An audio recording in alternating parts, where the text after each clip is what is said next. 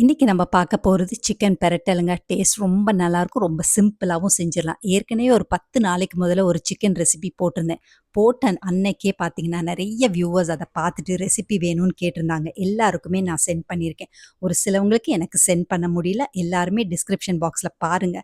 அதே மாரி செஞ்சு பார்த்துட்டு எப்படி இருக்குன்னு கமெண்ட் பண்ணுங்க. அந்த ரெசிபி பார்த்தீங்கன்னா, கொஞ்சம் கஷ்டமானது. ஒரு சில சாமான்லாம் நல்லா பொரிச்சுட்டு, மசாலா பேஸ்ட் போட்டு சிக்கன வந்து நல்லா மேரினேட் பண்ணி, அதுக்கு பிறகு கிரேவி செய்றது. ஆனா இத பார்த்தீங்கன்னா, ரொம்ப சிம்பிளா செஞ்சிடலாம். அந்த மாரி எந்த பிரச்சனையும் இல்ல. வெறும் மிளகாய் தூள், மஞ்சத்தூள், பச்சை மிளகா, காஞ்ச மிளகா, கருவேப்பிலை, இஞ்சி, பூண்டு இந்த சாமான் இருந்தா மட்டும் போதும். பொதுவாவே கரம் மசாலா எல்லாம் சேர்ப்போம். ஆனா இதுக்கு எதுவுமே தேவையில்ல. பட்டை, ஏலக்காய், கிராம்பு அந்த மாரி எதுவுமே தேவையில்ல.